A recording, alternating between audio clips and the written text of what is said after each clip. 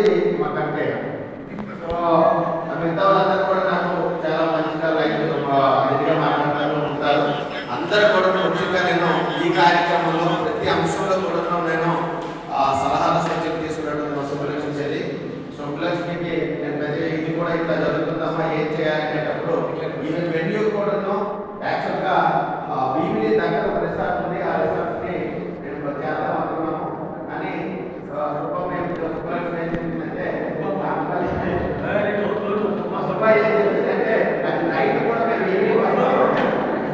Evening వస్తాము, అదేవిధంగా morning వస్తాం అనేటప్పుడు నైట్ అంత దూరం నుంచి వాళ్ళు వచ్చేటప్పుడు దగ్గరగా పెడితే బాగుంటుందన్న ఉద్దేశంతో నా క్లాస్మేట్ సరీఫ్కి, అదేవిధంగా మళ్ళీ వెంటనే రాజుతో నేను మాట్లాడడం, ఎన్ఎస్సీ రెడ్డితో మాట్లాడడం, ఈ ఆఫీసర్స్ క్లబ్ అనేది అయితే బాగుంటుంది అందరికీ కూడా ఎంతో కొద్దిగా ఇన్కన్వీనియంట్ అయినప్పుడు కూడా ఇది కంఫర్టబుల్ ప్లేస్ అనేది నేను భావించిన తర్వాత వెంటనే శుభలక్ష్మితో మాట్లాడితే బాగుంటుంది, మీరు చేయండి అని చెప్పడం. ఆ విధంగా కాకుండా ప్రతి అంశంలో కూడా మీరందరూ కూడా సహకరించారు. చేయడానికి కార్యక్రమం